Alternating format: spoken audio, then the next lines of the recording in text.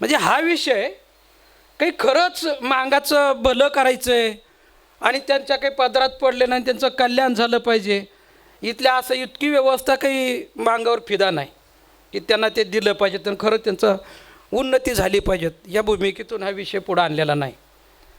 हा विषय भांडणंच लावण्यासाठी पुढं आणलेला आहे, हे अगोदर समजून घेतलं पाहिजे. आणि आपण भांडणंच करत आहोत. एक चॅलेंजिंग विषय आहे, चॅलेंजिंग आरक्षणाच्या उपवर्गीकरणाचं. याला दोन्ही बाजू आहेत, पॉझिटिव्ह आणि निगेटिव्ह. जे दिलं पाहिजे म्हणायला पण खूप बाजू आहेत, त्याचे ड्रॉबॅक्स आहेत म्हणणाऱ्या पण खूप बाजू आहेत, नाही दिलं पाहिजेत म्हणण्यासाठी पण खूप काही जागा आहे. कारण जे ॲक्शन आणि रिॲक्शन येत आहेत याच्यात याचं कारण काय की विषय नीट लोकांना कळलेलं नाही. जितकं या विषयाच्या रिॲक्शन येतील तितकं वर्गीकरण लवकर होईल. या आरक्षणाच्या उपवर्गीकरणाच्या भांडणाच्या आडून ब्राह्मणी व्यवस्थेला आरक्षण खतम करायचे, खतम. हे डाव आहे ह्याच्या पाठीमागचं. महामानव तथागत गौतम बुद्ध बोधिसत्व डॉक्टर बाबासाहेब आंबेडकरांना प्रथमतः वंदन करून मंचावरील उपस्थित सर्वच मान्यवर आणि अगदी या उन्हामध्ये जे बांधव, ज्या भगिनी ताटकळत बसलेले आहेत, ते सगळे आमचे बांधव या आज पिराजी साधू कांबळे यांच्या स्मृतीच्या निमित्ताने एक चांगला कार्यक्रम आपण या ठिकाणी घेतलेला आहे. महाराष्ट्रामध्ये नव्हे तर एकूण देशामध्ये आज आरक्षणाच्या उपवर्गीकरणावर जो काही आपण कॉमेंट्री बघत आहोत, एक भांडणं बघत आहोत, एक वातावरण बघत आहोत, हे जे काही कॉमेंट्री आपण बघत आहोत या व्हॉट्सअपवर, फेसबुकवर, मीडियावर, याच्यामध्ये बरेचसे फेक अकाउंट काढले जाण्याची शक्यता आहे. म्हणजे नाकारता येत नाही की ज्या पद्धतीनं भाषा वापरली चाललेली आहे. आणि हा इंटलेक्च्युअल क्लास पुढचा बौद्धिक जो वर्ग आहे देशातला, त्याच्या पुढचा प्राचार्य कांबळे सर, हा एक चॅलेंजिंग विषय आहे, चॅलेंजिंग आरक्षणाच्या उपवर्गीकरणाचं. याला दोन्ही बाजू आहेत, पॉझिटिव्ह आणि निगेटिव्ह. जे दिलं पाहिजे म्हणायला पण खूप बाजू आहेत, त्याचे ड्रॉबॅक्स आहेत म्हणणाऱ्या पण खूप बाजू आहेत, नाही दिलं पाहिजेत म्हणण्यासाठी पण खूप काही जागा आहे. अशा पद्धतीचा हा विषय हा पुढं आलेला आहे. आणि या स्मृती दिनाच्या निमित्ताने आपण या गंभीर विषयाला अगदी हसत खेळत याला समजून घेण्याचा प्रयत्न केलेला आहे. भारतीय बौद्ध महासभेने महाराष्ट्रामध्ये या विषयाच्या अनुषंगाने समाजामध्ये सामंजस्य कसं निर्माण करता येईल आणि लोकांचं प्रशिक्षण कसं होईल, लोक हा विषय समजून कसा घेतील. कारण जे ॲक्शन आणि रिॲक्शन येत आहेत याच्यात याचं कारण काय की विषय नीट लोकांना कळलेलं नाही. जितकं या विषयाच्या रिॲक्शन येतील तितकं वर्गीकरण लवकर होईल असं मला वाटतं आहे. की आपण त्याला जितका विरोध करू, समोरच्याला तर विरोधच पाहिजेत. म्हणजे हा विषय काही खरंच मागाचं भलं करायचं आहे आणि त्यांच्या काही पदरात पडले नाही, त्यांचं कल्याण झालं पाहिजे, इथल्या असं इतकी व्यवस्था काही मागावर फिदा नाही की त्यांना ते दिलं पाहिजे तर खरं त्यांचं उन्नती झाली पाहिजेत, या भूमिकेतून हा विषय पुढं आणलेला नाही. हा विषय भांडणंच लावण्यासाठी पुढं आणलेला आहे, हे अगोदर समजून घेतलं पाहिजे. आणि आपण भांडणंच करत आहोत, बरोबर आहे, आपण भांडणंच करत आहोत. हा विषय भांडणंच लावण्यासाठी आणलेला आहे. आणि जितके भांडणं याचे तयार होतील, जसं नितीनजी तुम्ही म्हणालात की पुढच्या महिन्यामध्ये जी आर निघेल, होय, हे जी आर काढून पुन्हा वाद निर्माण करण्यासाठीचा विषय आहे. म्हणजे बार बार न्यायप्रविष्ट प्रकरणं करायची, विषय भांडणात लावायचा, तर या आरक्षणाच्या उपवर्गीकरणाच्या भांडणाच्या आडून ब्राह्मणी व्यवस्थेला आरक्षण खतम करायचे, खतम. हे डाव आहे ह्याच्या पाठीमागचं. वाद निर्माण करायचा आणि वादाच्या आडून खतम करून टाकायचं आरक्षण. या विषयावर डिबेटिंगचा विषय, दोन्ही बाजूनी चर्चा होऊ शकते, याच्याबद्दल काही दुमत नाही. कारण हा विषयच मनुवादीने तसा दिलेला आहे, आणलेला आहे हेतुपूर्वक. या विषयाची पाळेमुळं जर कुठं आपण बघितली तर मी काही डिटेल बोलणार नाही, फार त्रोटक बोलत 15 मिनटात मी माझा विषय संपवणार आहे. याची पाळेमुळं आपल्याला गोलमेज परिषदेमध्ये बघायला भेटतात. ते कसे आहेत मी नाही सांगणार, पण गोलमेज परिषदेमध्ये बाबासाहेबांनी डिप्रेस्ड क्लाससाठी, हा डिप्रेस्ड क्लास हा भागीदार असेल या देशाच्या स्वातंत्र्यामध्ये आणि राजकारणामध्ये आणि एकूणच शासकीय नौकऱ्यामध्ये सगळीकडे डिप्रेस्ड क्लासची भागीदारी ही 1/3 असेल. त्याच्यामध्ये मुस्लिम लीगची भागीदारी गांधी आणि काँग्रेसने मान्य केली, पण बाबासाहेबांची ही भागीदारी मान्य केली नाही. आणि जसं तुम्ही म्हणालात की 52 आणि 54च्या इलेक्शनमध्ये बाबासाहेबांना काजरोळकर आणि बोरकर दोघांनी हरवलेलं आहे. आपण बघतो त्याचं बीज जे आहे ते बीज त्याचं ह्या राऊंड टेबल कॉन्फरन्समध्ये लपलेलं आहे. 1909मध्ये जेव्हा जातीय निवाडा आला आणि त्याच दरम्यान पंजाबमध्ये पंजाब महासभेची निर्मिती झाली. आता जातीय निवाड्याच्या माध्यमातून मुस्लिम लीगला काही दिलं जाणार आहे. मुस्लिम लीगची स्थापना 1909मध्ये झाली. आणि मग आपल्या हिंदूचं काय करायचं, हिंदूचं काय करायचं, तर हिंदूला आपल्याला संरक्षित करणं गरजेचं आहे, हिंदू धर्मावर काम करणं गरजेचं आहे. म्हणून पंजाबमध्ये 1909ला पंजाब महासभेची निर्मिती झाली. आणि त्यानंतर 1915मध्ये याचं थोडं व्यापक रूप झालं आणि 21मध्ये हिंदू महासभेची निर्मिती झाली. 21मध्ये हिंदू महासभेची निर्मिती झाली. त्या ठिकाणी असं ठरलं की हिंदुइझम आणि हिंदू धर्म टिकला पाहिजे. हिंदू धर्म कसा टिकवायचा, तर त्याच्यासाठी काही प्रोग्राम आखण्यात आले हिंदू महासभेच्या मार्फत. आणि त्याच्यामध्ये इथला जो डिप्रेस्ड क्लास आहे तो हिंदू धर्माला व्यवस्थेला चिटकून राहावा म्हणून त्या ठिकाणी अस्पृश्यता निवारणाचा कार्यक्रम हाती घेण्याचं ठरलं. अस्पृश्यता निवारणाचे कार्यक्रम ठरले. त्याच्यामध्ये मग मध्ये तरी आपण बघतो की एक गाव एक पानवाटा वगैरे पुढं हे तिथून सुरुवात झालेली आहे. इथून सुरुवात झाल्यानंतर आपल्याला इतिहासातच दिसतंय की बाबासाहेब आंबेडकरांना कुठल्या परिस्थितीमध्ये रोखलं पाहिजेत अशा पद्धतीचा चंग गांधी आणि त्यांच्या काँग्रेसने बांधलेला इतिहासात आपल्याला दिसतंय. तुम्हाला ते सगळ्याला माहिती आहे की बाबासाहेबांना दारं तावदानं खिडक्या सगळं आम्ही बंद करत आहोत आणि ते बाबासाहेब संविधान सभेत येणार नाही त्याची पुरेपूर दक्षता घेतली गेली आणि ते ओपन चॅलेंज केलं गेलं. म्हणजे बाबासाहेबांची लिडरशिप जी आहे म्हणजे या देशाच्या सगळ्या व्यवस्थेमध्ये राजकारणामध्ये आणि एकूणच नौकऱ्या असतील किंवा ह्या देशाच्या भागीदारीमध्ये 1/3 हिस्सा मागणाऱ्या बाबासाहेबांना या व्यवस्थेने ठरवून त्यांना पराजित करण्याचं आणि बॅकफुटवर लोटण्याचं काम सातत्यानं केलेलं आहे. त्याच्यामध्ये आपण बघतो इतिहासामध्ये की बाबासाहेबांनी एक समांतर लिडरशिप निर्माण केलेली आहे. बाबू जगजीवन रामच्या रूपाने ती समांतर लिडरशिप आपल्याला पुढे येताना दिसते आहे. किंवा मातंग समाजामध्ये वायदांडे आणि सकट नावाचे काही पुढारी त्या काळामध्ये या हिंदू महासभेने पुढं आणले आणि महाराष्ट्रामध्ये श्रीम माटेंनी पुण्याच्या हे काम हाती घेतलं आणि मातंग समाजामध्ये माटे हे लोक पुढं आले आणि ते बाबासाहेबांना नेता मानत नव्हते.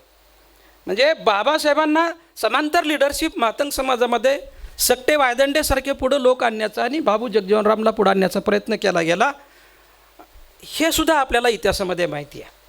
1993ला जेव्हा बहुजन समाज पार्टी सत्तेवर आली, मी या मंचाचं कौतुक करतो की बहुतांशी बहुजन समाज पार्टीच्या विचारधारेचे लोक आणि भारतीय बौद्ध महासभा आयोजक बरोबर आहे, म्हणजे आयोजकाच्या भूमिकेत भारतीय बौद्ध महासभा आणि बोलणाऱ्याच्या भूमिकेमध्ये बहुतांशी BSP माइंडेड लोक BSP माइंडेड आहे. त्याच्यामध्ये दोन्ही तिन्ही कास्टचं वर्गीकरण म्हणजे बौद्ध आहेत, चर्मकार बांधव आहेत, मातंग बांधव आहेत.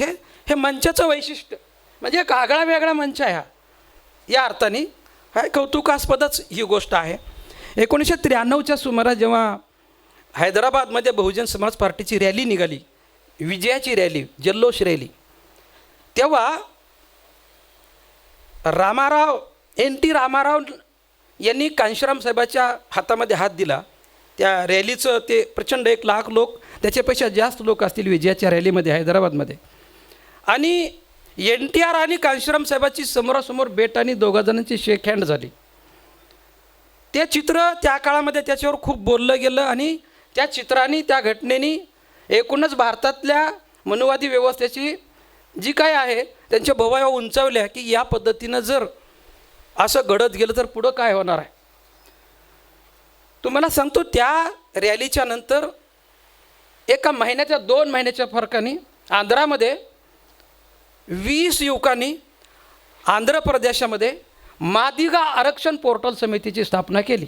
20 पोरांनी येऊन त्या 20 पोरांनी मादिगा आरक्षण पोर्टल ही समिती स्थापन केल्यानंतर मांडणी चालू झाली. मादिगांना आरक्षण मिळालं नाही, मालानी खाल्लं वगैरे, मागणी सुरू झाली, आंदोलन पेटलं. मादिगा आरक्षणाला मोठ्या प्रमाणामध्ये सपोर्ट करण्याचं काम मीरा कुमारीनं केलं. बाबू जगजीवन रामची मुलगी. इतपर विषय थांबला नाही, कारण आजच्या मांग आरक्षणाचं बेस तिथं लपलेलं आहे, आंध्रामधल्या मादिगापाशी लपलेलं आहे. म्हणून तुम्हाला मी ते धावतं सांगतो आहे. मीरा कुमारीने हे आंदोलनाला पैसे पुरवले, नेत्यांना भौतिक सुविधा पुरवल्या, आंदोलनाला पैसे पुरवले, आंदोलन पेटलं. एवढंच नाही, मादिगांनी बाबू जगजीवन रामच्या जन्मदिनाची सुट्टी जाहीर करा, बाबू जगजीवन रामचे पुतळे चौकात उभा करण्याच्या मागण्या केल्या आणि ते आंदोलन सुरू झालं. त्या आंदोलनाचं लोण महाराष्ट्रात आलं आणि महाराष्ट्रातल्या मातंगांना सुद्धा वाटायला लागलं की आपल्या सवलती ह्या महार समाजाने खाल्लेल्या आहेत. वास्तविक लहुजी साळवे अभ्यास आयोग जो पुढं आलेला आहे, लहुजी साळवे अभ्यास आयोगाने जी आकडेवारी पुढं काढलेली आहे, खरी असेल खोटी असेल, पण जी आपल्या पुढं आकडेवारी दिसते, बनसोडे सर तुम्ही खूप चांगली मांडणी केली या विषयाच्या अनुषंगाने. मी समाधानी झालो की विषयाला धरून मांडणी होती आहे, चांगली मांडणी झाली, टू द पॉईंट मांडणी झाली. आणि मी सारखं म्हणत होतो की ह्या विषयावर या, चटकन विषयावर या. आपण हार तुरे महापुरुषांचे हे ते नावं घेत वेळ जर घालवला तर ते नाही, या लोकांच्या गळी आपण मुद्दा उतरू. या ठिकाणी ती जी आता मी सांगितलं की लहुजी साळवे अभ्यास आयोग विलासराव देशमुखांच्या काळामध्ये जी दिला, त्याच्यामध्ये 83 शिफारशी मातंग समाजासाठी केलेल्या आहेत. त्याच्यातल्या 82 शिफारशी ह्या डायरेक्टिव्ह प्रिन्सिपल ऑफ स्टेट पॉलिसीमध्ये जे काही आर्टिकल 38 ते 52 मध्ये जे काही त्या कलम आहेत, डायरेक्टिव्ह प्रिन्सिपल ऑफ स्टेट पॉलिसीमध्ये राज्यांना जे अधिकार आहेत, त्याच्यामध्ये ते 82 तरतुदी त्यांना ते करता येतील आणि मागांना काही वेगळं करून त्यांची सुधारणा करता येईल इतपत त्या 82 शिफारशी होत्या. आणि शेवटची शिफारस होती आरक्षणाची.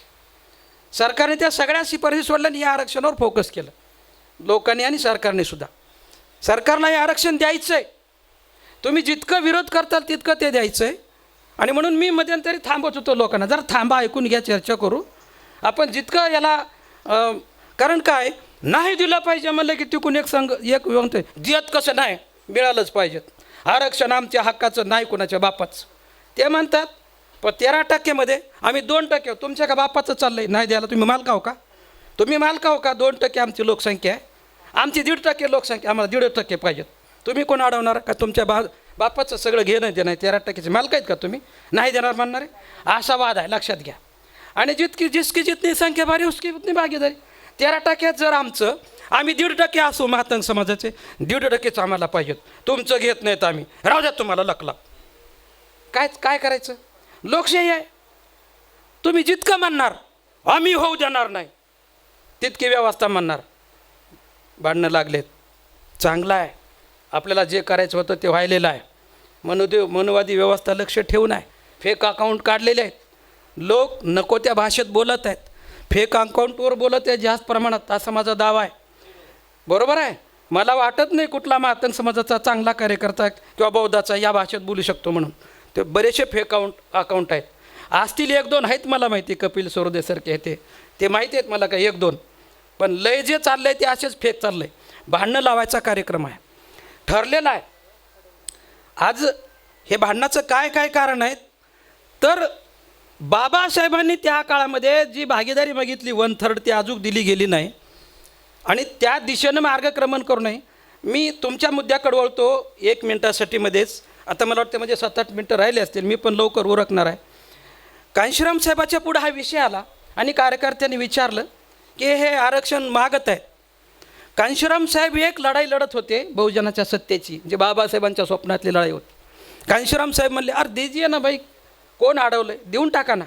देऊन टाका म्हणून वाद मिटवून टाकणे. देऊन टाका म्हणणे म्हणजे काय, वाद निर्माण करायचा नाही. कांशीराम साहेबाच्या पुढं हा विषय होता, देऊन टाका म्हणायचं, वादात पडायचं नाही. आपलं लक्ष सगळं भागीदारी, राजकीय भागीदारीकडे आहे. कांशीराम साहेबाचं लक्ष भागीदारीकडे होतं, राजकीय. आणि म्हणून ते म्हणले, अरे दे दो ना बाई, जुसको देणे का, आम्ही कुठं अडवलं, म्हणले देऊन टाका. पण त्यावेळेसपासून दिलं गेलं नाही.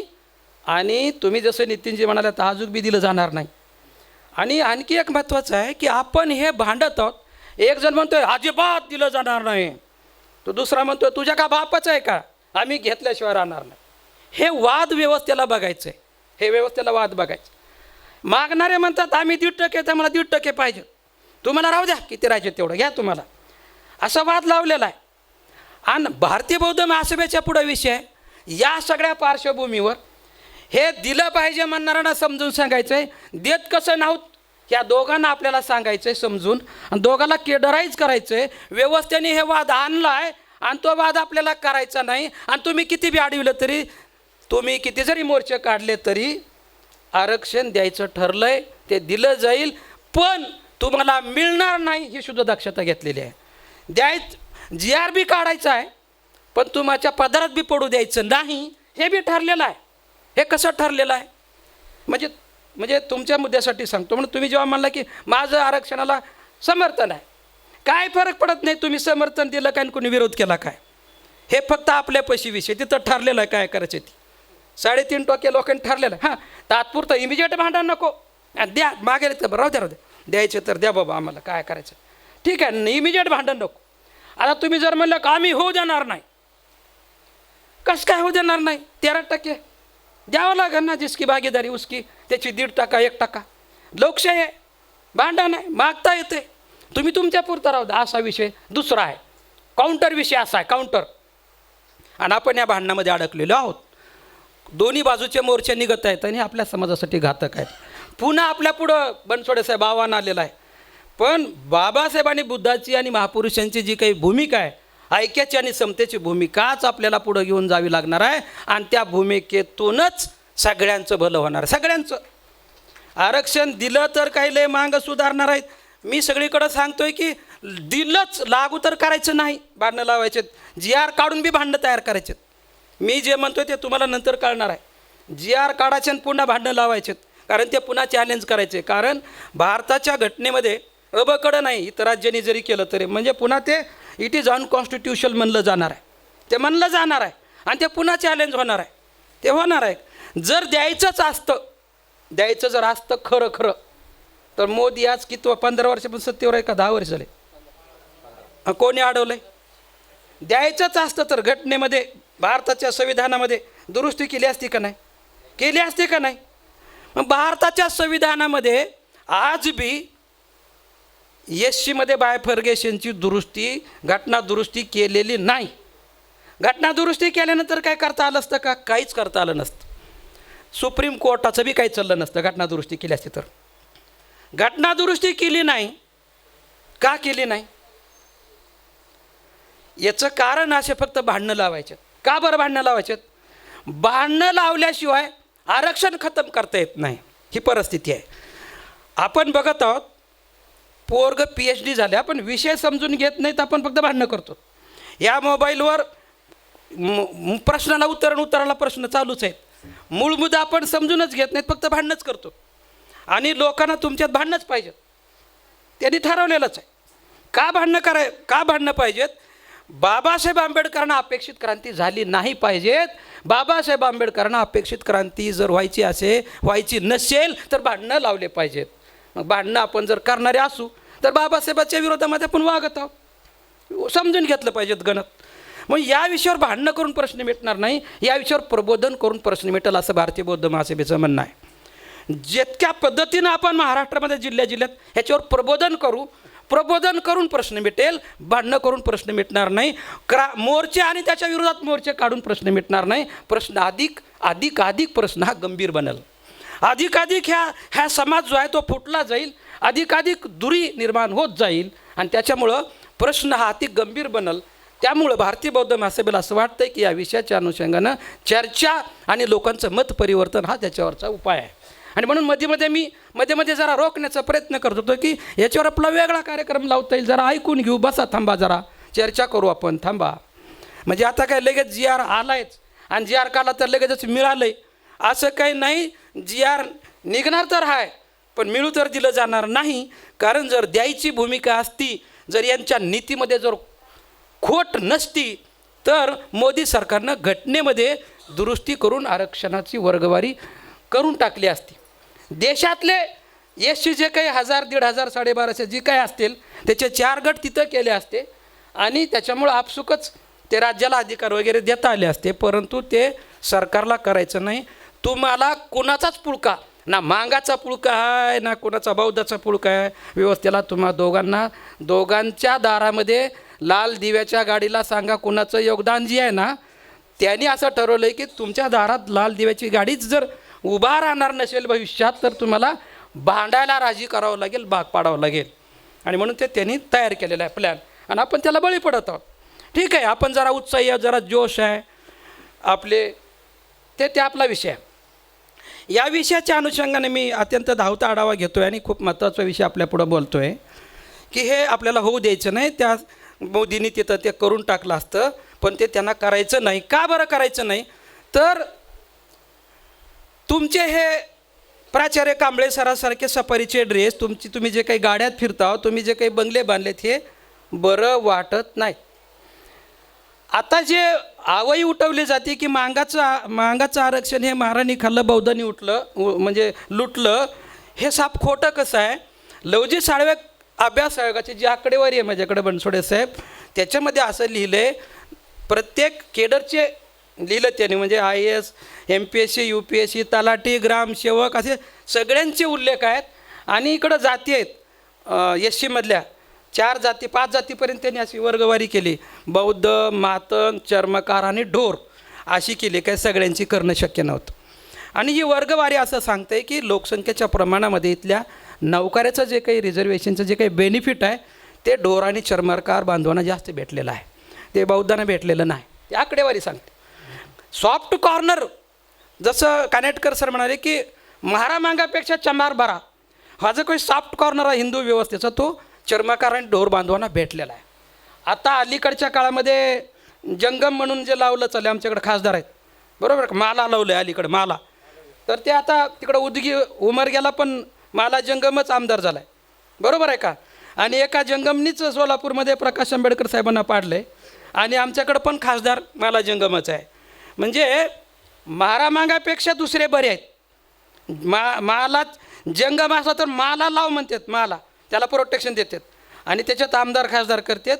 मांगाचा असू का महाराचा असू, काही तुमच्या दोघाबद्दल बी व्यवस्थेला काही आपुलकी नाही आणि तुम्हा दोघाचे बी तोंड काही लय शुभ नाही त्यांच्यासाठी, लक्षात घ्या. आणि तुम्ही बसा भांडणं करीत. मांगाला म्हणजे तुमचं लय शोभ तोंड आहे, म्हणजे शुभ आहे, पण त्यांच्या तर वाट्याला काय दिलं, तुम्हाला म्हणजे तुमचं अशुभ आहे. म्हणजे ही परिस्थिती आहे. मी हे सांगतोय की लोकसंख्येच्या प्रमाणामध्ये ढोर आणि चमार बांधवाला नोकऱ्यामध्ये आरक्षण जास्त भेटलेलं आहे, कारण कम्पॅरेटिव्हली ते व्यवस्थेच्या जरा जवळचे आहे. आता कानेटकर सर म्हणलेली एक गोष्ट खरी आहे. आज सुद्धा जागा जर निघाली तर पहिलं प्राधान्य बौद्ध सोडून, काय म्हणतात, बौद्ध सोडून.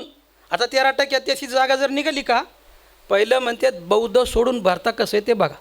मग प्राधान्याने हुडकतात ते माला जंगम खाटीक, ते नाहीत भेटले तर मग ढोर, नंतर चमार, नंतर मांगाचा नंबर आहे. बरोबर आहे का नितीनजी? असा आहे क्रम, इथं क्रम आहे. आजसुद्धा सगळीकडून बौद्धांना रोखण्याचं काम केलं जातं आहे, सगळीकडून. का बरं केलं जातं आहे? बौद्ध हे डिस्टर्बिंग आहेत, म्हणजे आम्हाला डिस्टर्ब करतात. व्यवस्थेला डिस्टर्ब करणारा जागरूक कोण आहे, तर तो बौद्ध आहे. आणि म्हणून बौद्धाला ठेचलं पाहिजेत आणि मग मांगाला उचललं पाहिजेत. का बरं? मांगन हे बौद्ध हे कॉम्पिटिटर आहेत आणि हे दोघंजण भांडू शकतात एकमेकाला, म्हणजे एकमेकाचे काटे हे दोघंजणच काढू शकतात, दुसरं कोण नाही. हे दोघात भांडण लावलं की जमतं आहे, कारण हे पक्के कॉम्पिटिटर आहेत हे दोघंजण. आणि म्हणून ही नीती अवलंबली चालली. वास्तविक या दोघाबद्दल बी काहीच भूमिका नाही व्यवस्थेची, काहीच नाही, आपुलकी नाही. त्या दोघाला वगळून जागा भरण्याचा प्रयत्न केला जातो, हे मी आपल्याला सांगतो आहे, दोघाला वगळून. आता आम्हाला चर्मकार बांधवाबद्दल दुमत असण्याचं कारण नाही, काय नाही, किंवा ढोर बांधवाबद्दल दुमत असण्याचं कारण नाही. ते व्यवस्थेच्या जवळ होते, त्यांना लोक शिवत होते जोड्याच्या ह्याच्या त्याच्या निमित्ताने, ते त्यांना जवळ वाटले. आम्हाला त्या शिवून घेत नव्हते महारामांगांना, म्हणून ते लांबचे होते.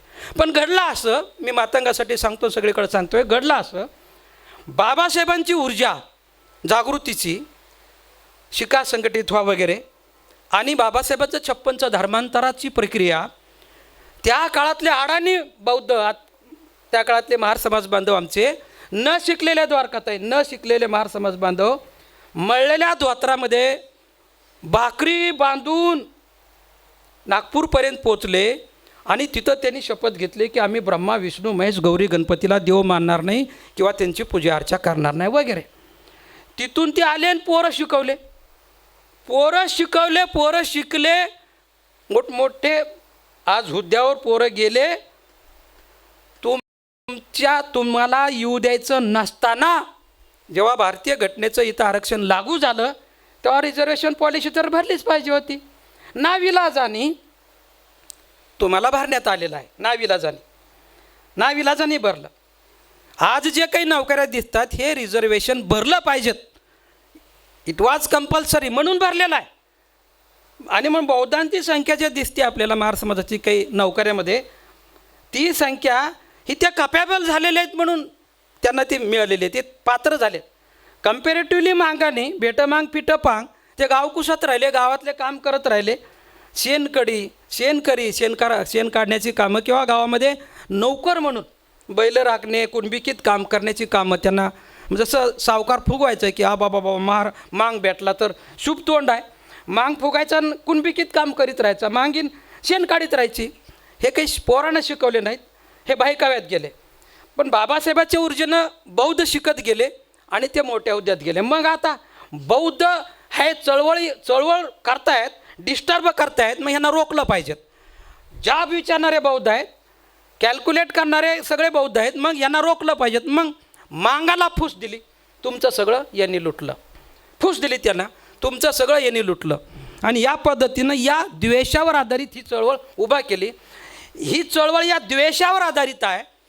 त्या ठिकाणी आंध्रामध्ये मी तुम्हाला सांगितलं, तिथं ती चळवळ, तिथं बाबासाहेब आंबेडकरांच्या विरोधावर आधारित चळवळ आंध्रमध्ये बाबू जगजीवन रामला आदर्श मानून ती चळवळ तिथं झालेली आहे.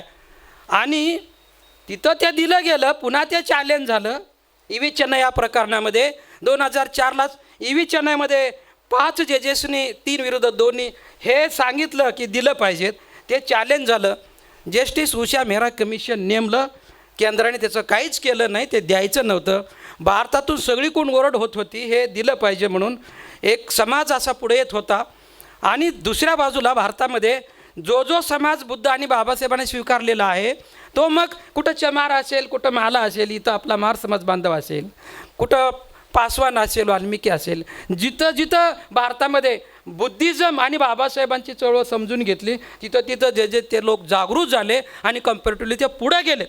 ते कोणी कुणाचं घेतलं लुटलं असं नाही, जे जागृत झाले, फर्स्ट कम फर्स्ट सर्व, पहिलं आलं पहिलं जेवण दिलं, अशा पद्धतीने ते घडलं. पण पेरलं वेगळं आणि त्याचे परिणाम आपण बघत आहोत. काही ही लढाई या ठिकाणी लागलेली आहे. आमचं असं म्हणणं आहे की हे द्यायचं तर नाहीच, कारण आपण बघत आहोत, आपण हे बघत आहोत की PhDचं पोरगं आहे, CSBवर काम केलं तरी त्याला लवकर CSBचे पण पैसे भेटत नाहीत. 2012ला नोकर भरती बंद केली. गावकुसातल्या शाळेमध्ये गुरुजी रिटायर झाला किंवा एक्सपायर झाला तर तिथं जागा भरली नाही. 2 गुरुजी 1 गुरुजीवर शाळा गावकुसातली चालू, तिथे शेतकरी शेतमजुराचे पोरं शिकत आहेत त्या गावकुसामध्ये. पैसेवाल्याचे पोरं लातूरला जातात, ट्युशन लावत आहेत. शिक्षणामध्ये चातुर्वर्ण्य व्यवस्था आलेली आहे. तुमच्या खिशातल्या बजेटनुसार तुम्हाला शिक्षण मिळेल, शाळा मिळेल. तुमच्या खिशात पैसे नसतील तर तुमचं पोरगं मनपाच्या शाळेत जाईल, गावाकडे जाईल शिकल. थोडे पैसे असले तर इंग्लिश मिडियमला जाईल, जास्त पैसे असले तर CBSEला शिकल. तसे आमचे क्लास बी लावले होते बघा काल नीटचे. ज्याला नीटचा पेपर फोडून शिकवलं जाईल, नीटमध्ये येणार काय ती त्या चॅनलमधून, त्याची वेगळी बॅच केली होती. आणि तिथं विशेष पैसे होते जास्त, VIP बॅच, म्हणजे पोलीस, शिक्षक, प्राध्यापक, पैसेवाल्यासाठी वेगळी बॅच. आणि त्याला नीटचे जे काही फुटते प्रश्न त्या चॅनलमधून ते त्यांना शिकवायचे. आणि त्यांचा रिझल्ट द्यायचा. आणि जे शेतकरी शेतमजुराचे आणि कमी पैसेवाल्याचे पोरं आहेत ते 150 पोराची एक बॅच असायची.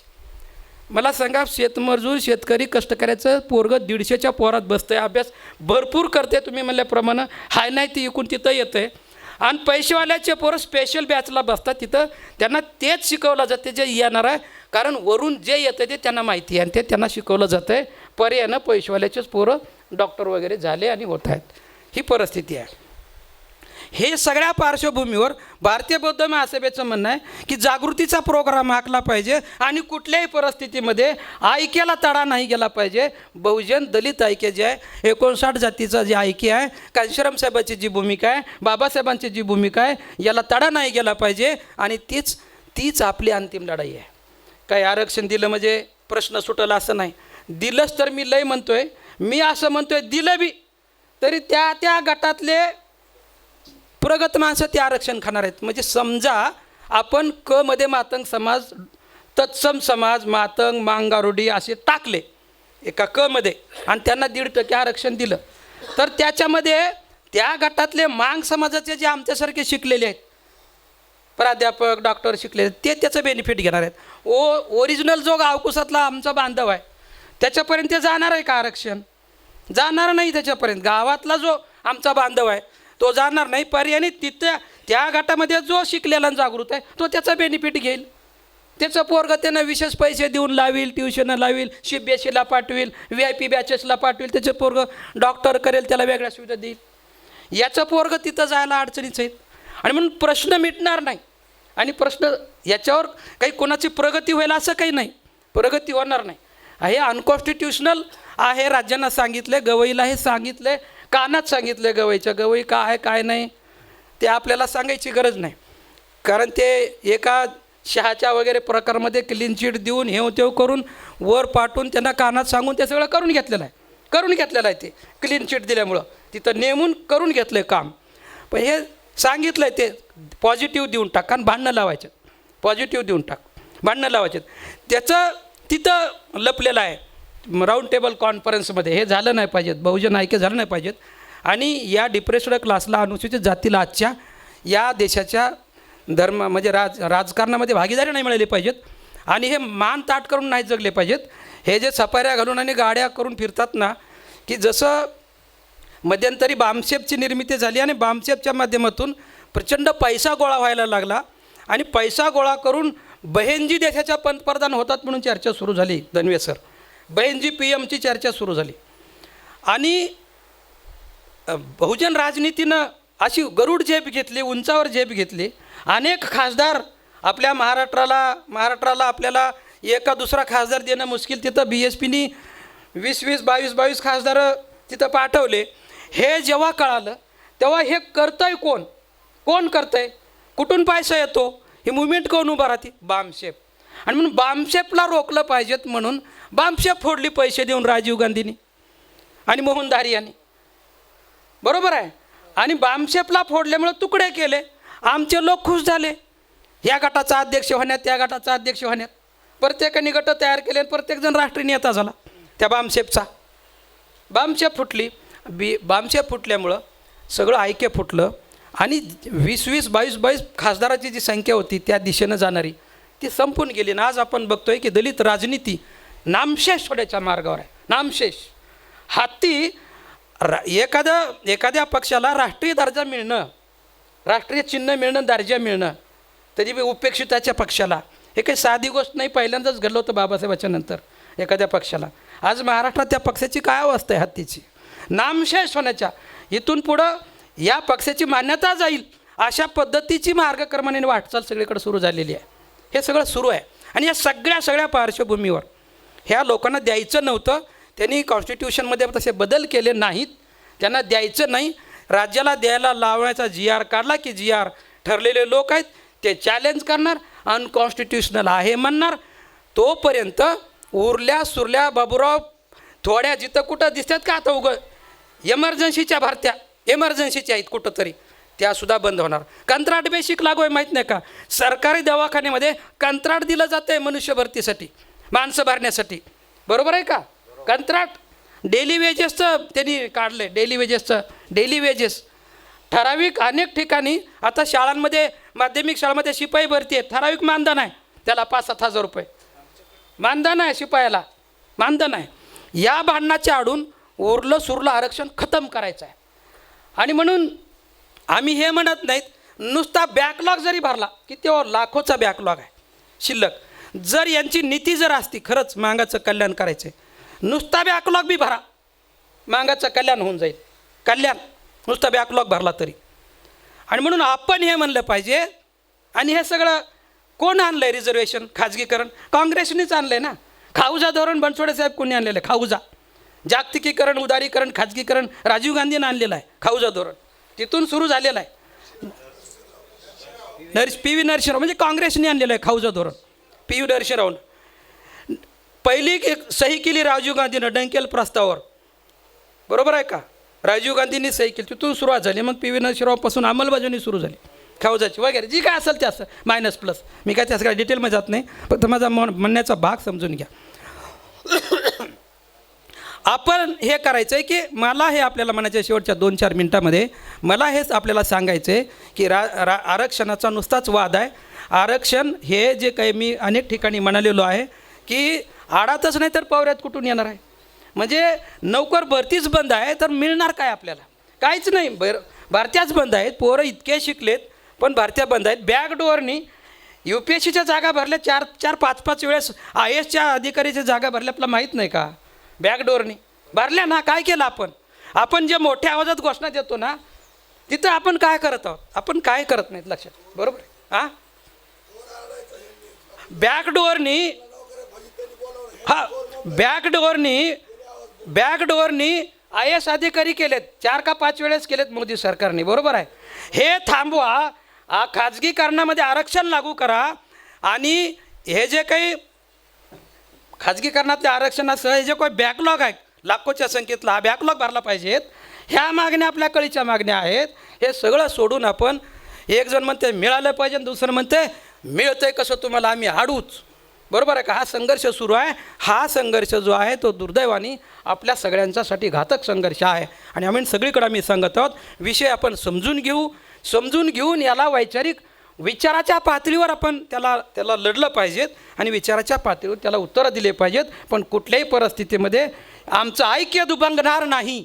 बाबासाहेब आंबेडकरांनी करकमच्या सभेत सांगितलं होतं, म्हणाले होते असं काय आहे मांग म्हणण्यात किंवा महार म्हणण्यात, असा काय इतिहास आहे की आपण महार म्हणलं तर आपल्यापुढे एक उज्ज्वल इतिहास उभा राहावा. असं मांग या शब्दामध्ये काय आहे, महार या शब्दामध्ये काय आहे, जातीचा अभिमान बाळगण्यात आपल्याला काय आहे? खरं तर बाबासाहेब असं म्हणतात त्या करकमच्या सभेमध्ये, दुर्दैव आहे की तुम्ही सगळे फुटलेले आहात आणि तुम्ही फुटलेला त्याला कारण जर कुठलं असेल तर इथली हिंदू धर्म व्यवस्था आहे. या हिंदू धर्म व्यवस्थेने तुम्हाला एका माणसाला दुसऱ्या माणसापासून फोडलेला आहे आणि म्हणून तुम्ही एकत्र येत नाही, बाबासाहेब म्हणतात त्या सभेमध्ये. आणि तुम्हा दोघांवर, तुमच्यावर इथल्या व्यवस्थेकडून अन्याय अत्याचार केला जातोय, तुमचं शोषण केलं जातंय, तुम्हाला पिळलं जातंय, छळलं जातंय, तुमच्यावर अन्याय अत्याचार केले जातात. हे अन्याय अत्याचार जर तुम्हाला थांबवायचे असतील, बाबासाहेब असं म्हणतात, हे अन्याय अत्याचार जर तुम्हाला थांबवायचे असतील तर तुम्ही एक झालं पाहिजे. काय आहे मांग आणि महार याचा अभिमान बाळगण्यात काय आहे? बाबासाहेबांनी 11 परिषदा महार परिषदा घेतल्या. बाबासाहेब सगळ्यांना एकत्र करू इच्छित होते. किमान ह्या 2 जाती अगोदर एकत्र येतील, लढतील व्यवस्थेच्या विरोधामध्ये, ही बाबासाहेबांची भूमिका होती. आणि म्हणून बाबासाहेबांनी त्या परिषदा घेतल्या होत्या. आणि बाबासाहेब करकमला तसंच म्हणाले होते की तुम्ही एकत्र आलं पाहिजे, तुम्ही एक आलात तरच तुमच्यावरचा अन्याय तुम्ही खतम करू शकता. आणि तुम्ही जर विभक्त असाल, अगोदर तर बौद्धांना एक वेगळं पाडण्याचं चाललेलं आहे कार्यक्रम, तुमच्या विरोधात सगळी व्यवस्था उभा करण्याचं काम, तुमच्याच भावाला तुमच्या विरोधामध्ये उभा करण्याचं काम केलं जातं आहे. मांगांना RSSमध्ये म्हणजे त्याच्या वज्रमुठीत आहे, हे आहे ते आपण बघत आहोत. आणि जे पुढारी आम्ही बघितला आरक्षणाचा मोर्चा पुण्यातला, ठरवलं त्यांनी फक्त पिवळे झेंडे राहतील, म्हणजे निळे झेंडेसुद्धा नको. काय चाललं आहे? म्हणजे निळा झेंडा म्हणजे एक कास्ट ओरिएंटेड, एक जाती मानसिकतेचे लोक या व्यवस्थेने पुढं करून त्यांना भौतिक साधनं देऊन ह्या लढा पुढं आणलेला आहे. मातंगातला लढा पुढं आणलेला आहे. तो वैचारिकदृष्ट्या कसा हाणून पाडायचा ते आपल्या पुढचं आव्हान आहे. त्या दिशेनं आपण सगळ्यांनी काम केलं पाहिजे, डोकं लावलं पाहिजे. बाबासाहेबांची भूमिका ही ऐक्याची भूमिका आहे. एवढ्या लोकांना एक जो प्रवर्ग केलेला आहे, 59 जातीचा जो प्रवर्ग केलेला आहे, हा प्रवर्ग बाबासाहेबांनी का केलेला आहे? तो एकसंघ राहायला पाहिजे. पण जाता जाता मी सांगतो, सुप्रीम कोर्टाने आणि सगळ्याच हायकोर्टाने अत्यंत बदमाशकी केलेली आहे. हे बदमाशकी केलेली आहे मी का म्हणतो? पहिल्यांदा कोर्ट म्हणलं, काय म्हणलं? रिझर्वेशन हे काय पोट भरण्याचं साधन आहे का म्हणलं? काय म्हणलं? ईव्हीच्या नयामध्ये म्हणजे रिझर्वेशन हे इट इज ॲडिक्वेट रिप्रेझेंटेशन म्हणलं. काय म्हणलं supreme court? Reservation is adequate representation, तो गरिबी हटवण्याचा कार्यक्रम नाही असं म्हणलं सुप्रीम कोर्ट. म्हणलं गरिबी हटवण्याचा कार्यक्रम नाही, तो रिप्रेझेंटेशन आहे. आता सुप्रीम कोर्टनं पुन्हा बदल करून काय केलं? त्यानं तर क्रिमिलेअर म्हणलं, क्रिमिलेअर लागू केलं पाहिजेत म्हणलं त्याच्यामध्ये एससीमध्ये. म्हणजे सुप्रीम कोर्टच्या जजेसनी त्यांच्या कानात जे जे सांगितलं ते ऐकलंय म्हणण्या इतके पुरावे माझ्याकडे उपलब्ध आहे. वेळोवेळी सुप्रीम कोर्टाने जजमेंट बदललेत, त्याच्यात दुरुस्त्या केलेल्या आहेत. 5 जजेसनी जजमेंट दिल्यावर 7 जजेसचं लार्जर बेंच लावण्याची काय गरज आहे? काय गरज आहे? एकदा सांगितलं 5 जजेसच्या बेंचनी इट इज अनकॉन्स्टिट्युशनल, हे होमोजिनियस आहे. होमोजिनियस आहे म्हणल्यावर आता ह्यांना सांगायला हेट्रोजिनियस आहे म्हणा की, म्हणा म्हणले हेट्रोजिनियस आहे. 341 कलमानुसार ह्याच्यामध्ये राष्ट्रपतीच्याच पावर आहेत आणि राष्ट्रपतीशिवाय 341च्या कलमाच्या राष्ट्रपतीच्या पावरशिवाय एससीमध्ये ॲड किंवा मायनस किंवा प्लस करण्याचा अधिकार कुणालाच नाही. तो फक्त केंद्र सरकारला म्हणजे कॉन्स्टिट्यूशनललाच आहे. एवढं स्पष्ट बोललेलं असताना सुद्धा आताचा जज म्हणतो हे हेट्रोजिनियस आहे आणि राज्यांना ह्याचे अधिकार आहेत, बायफर्गेशन करता येते वगैरे. म्हणजे हे सगळं ठरवून चाललेलं आहे आपल्याला मूर्ख बनवण्यासाठी, भांडणं करत लावण्यासाठी. पण मी इथल्या व्यवस्थेला सांगू इच्छितो की कुठल्याही परिस्थितीमध्ये काही जरी षडयंत्र रचले गेले तरीसुद्धा बौद्ध आणि मातंग समाज भांडणं करणार नाही, तर ते सगळे मिळून तुमच्या विरोधामध्ये लढतील. आमच्या बापांनी आम्हाला ते सांगितलेलं, बाबासाहेबांनी, तुम्ही आम्हाला दिलं तरी आम्ही तुमच्या विरोधामध्ये लढणार आहोत आणि तुम्ही नाही दिलं तरी तुमच्या विरोधात आम्ही लढणार आहोत. इथली ब्राह्मणी व्यवस्था हे आमचं टार्गेट आहे, हे मी या ठिकाणी निक्षून सांगतो. आणि जाता जाता सांगतो की जेव्हा होम रूलची चळवळ सुरू झाली आयर्लंडमध्ये होम रूलची चळवळ सुरू झाल्यानंतर आयर्लंडमध्ये हे ब्रिटिश लोक गेले आणि ते म्हणाले, आयर्लंडच्या लोकांना म्हणाले की तुम्ही सांगा त्या राजकीय सुधारणा आम्ही तुम्हाला देऊ, सांगा म्हणले, सांगा. आयर्लंडचे लोक म्हणाले ते तुमच्या राजकीय सुधारणा खड्ड्यात जाऊ द्या, तुमच्यावर आमचं राज्य आहे हेच आम्हाला मान्य नाही. बघा काय म्हणले, आमच्यावर तुमचं राज्य आहे हे आम्हाला मान्य नाही, तुम्ही आम्हाला राजकीय सुधारणा किती द्यायच्या म्हणू नका, ते खड्यात घाला. या भूमिकेतून आम्हाला मनुवाद्याचं राज्य मान्य नाही ही आमची भूमिका असणार आहे. आम्ही भांडणं करणार नाहीत. घेतो म्हणून कुणी भांडणं करायला लागला तरी आम्ही त्याला करू देणार नाहीत. मिळू देणार नाही म्हणून कोणी भांडणं करा असलं तरी ते आमचा विरोध राहील. वैचारिकदृष्ट्या आम्हाला एक होऊन इथल्या व्यवस्थेशी टक्कर द्यायची आहे. तोच आमच्या महापुरुषांचं स्वप्न आहे. इथली जात व्यवस्था खतम झाली पाहिजे. इथली जात व्यवस्था आमचं टार्गेट आहे. बाबासाहेबांनी ॲनिलेशन ऑफ कास्ट त्याच्यासाठी ग्रंथ लिहिला. आमच्या सगळ्या महापुरुषांचं स्वप्न जातविरहित समाज रचना आहे आणि आरक्षणाचं भांडण हे भाकरीचं भांडण आहे. आमच्या महापुरुषाचा संघर्ष हा स्वाभिमानाचा संघर्ष आहे. महापुरुषाचा संघर्ष हा भाकरीचा संघर्ष नाही. हे आता तुम्हाला वेळेअभावी मी नाही सांगणार, पण रेड लाईट एरियामध्ये जेव्हा बाबासाहेब सांगतात, रेड लाईट एरियामधलं उदाहरण सांगतात. रेड लाईट एरियामधले आमची एक भगिनी म्हणते, सुलेमान बिर्याणी और किमे की प्लेट लेके आ.